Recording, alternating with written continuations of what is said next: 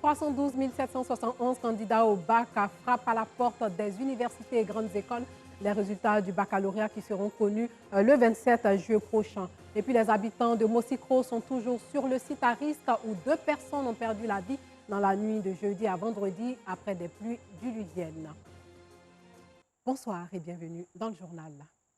Plus de 312 000 candidats affrontent les épreuves écrites du baccalauréat session 2021 depuis ce matin dans 504 centres. Ces épreuves vont s'achever le 9 juillet et les résultats seront connus le 27 juillet prochain. Le reportage de Anicette Conan.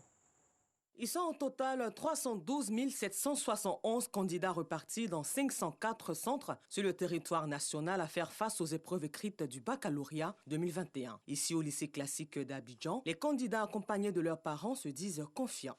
Les parents ne sont pas autorisés. Notre prière est que les enfants réussissent. C'est notre souhait.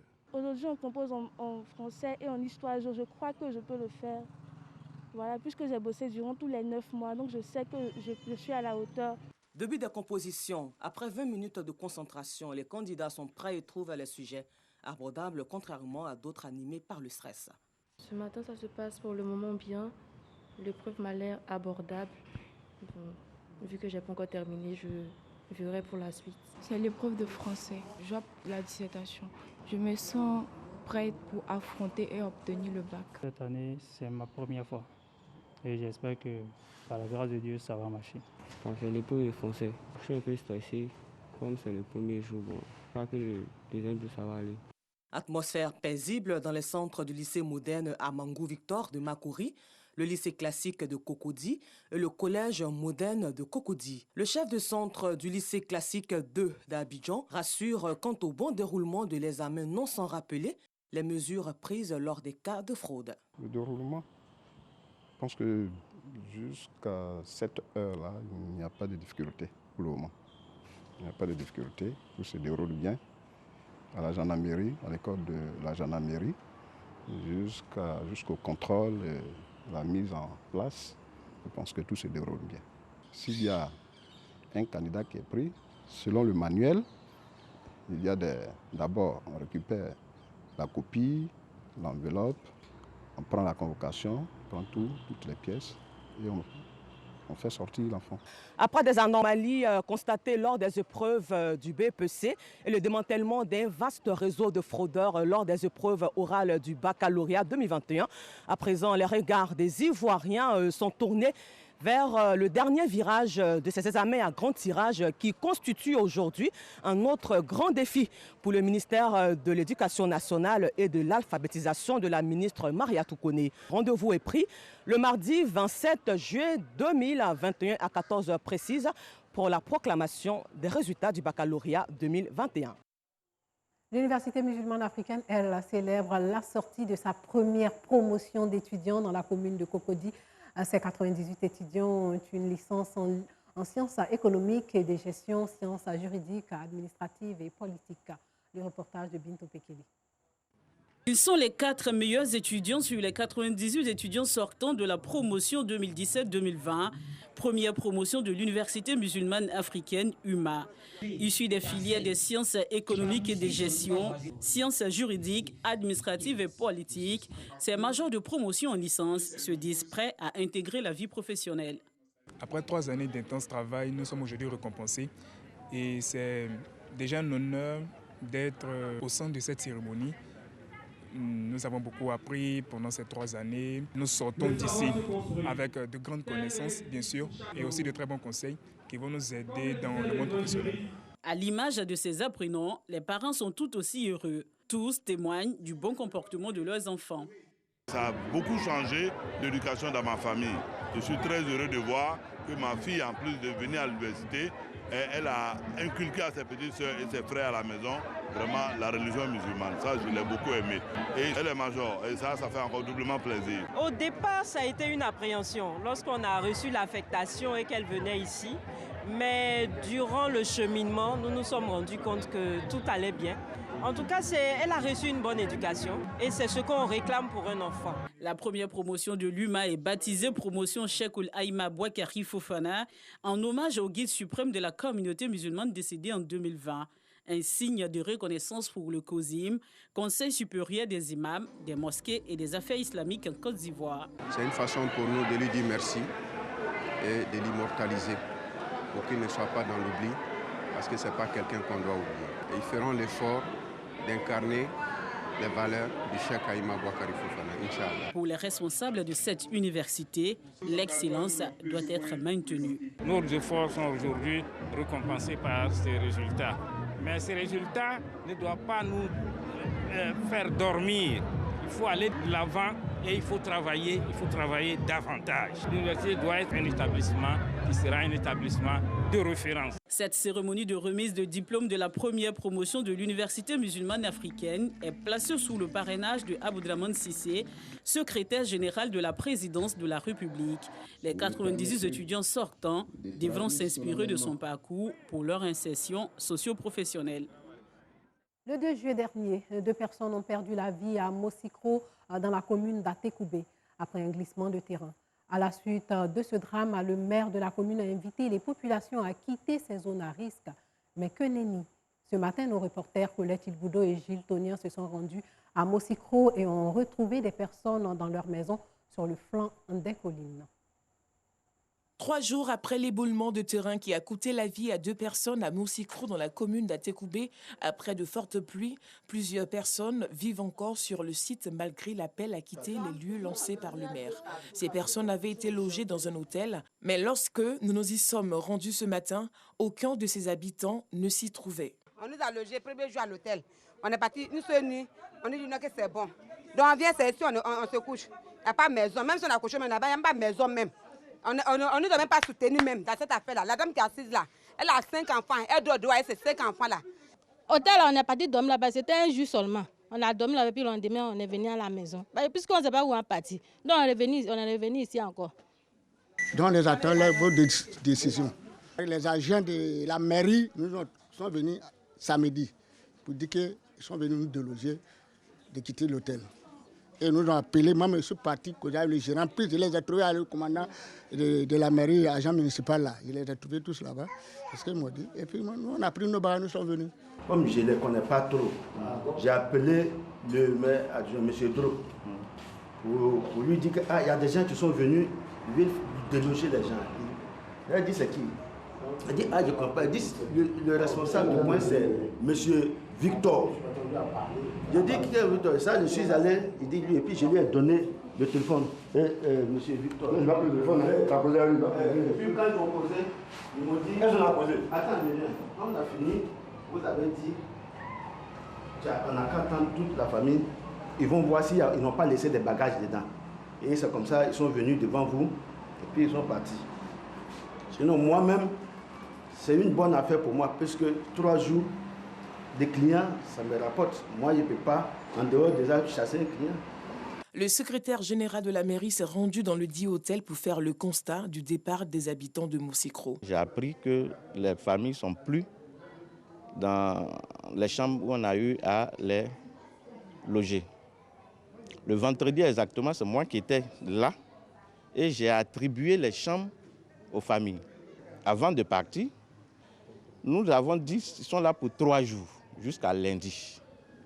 Et jusqu'à après de lundi, nous allons les envoyer sur un autre site, donc le site de recasement, qui va au moins durer. Ici, c'est temporaire, juste le temps du week-end. On est fort surpris qu'on arrive et qu'on nous dise que les familles ne sont plus ici. La mairie de la commune d'Atekoubé entend déguerpir les habitants de ces zones à risque pour leur propre sécurité.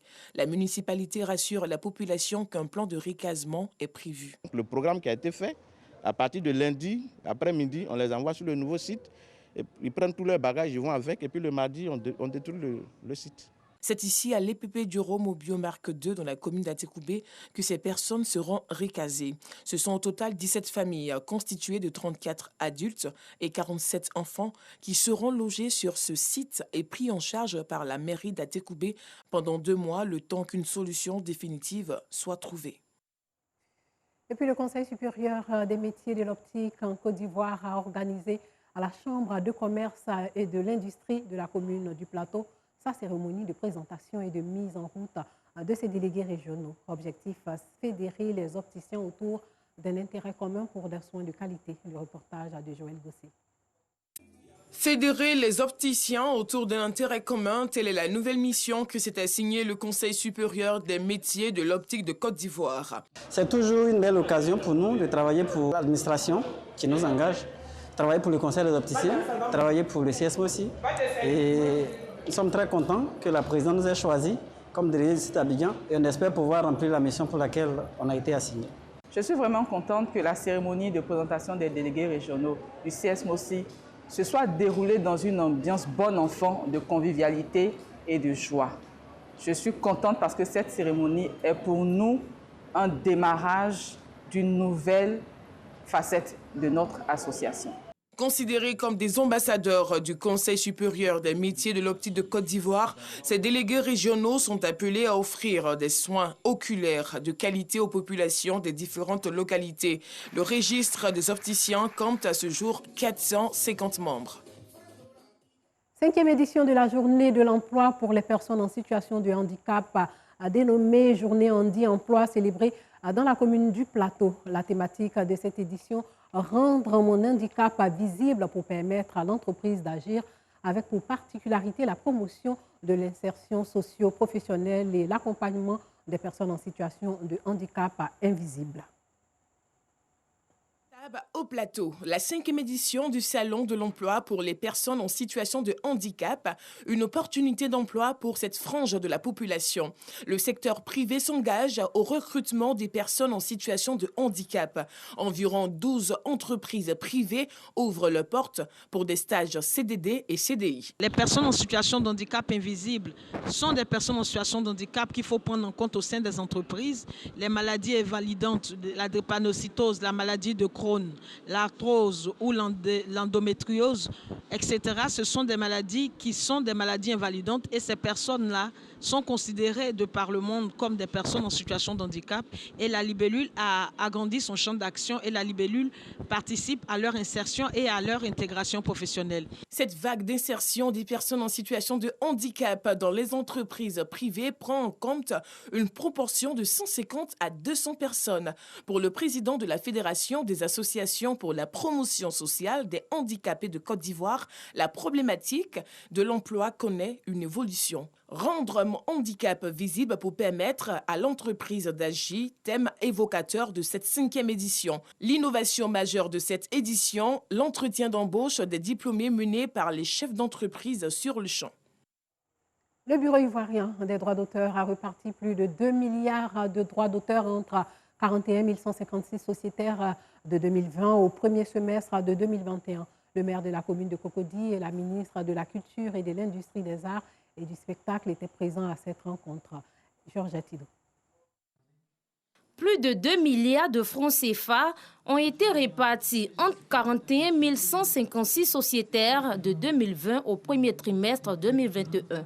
Cette répartition concerne les droits d'auteur. Les montants se logent sur les œuvres qui ont été exploitées et ça attend. Donc c'est l'occasion de leur lancer encore un appel pour leur dire qu'ils ont de l'argent ici et que chaque fois que leurs œuvres sont... Dès que l'œuvre est exploitée, il faut venir faire la déclaration.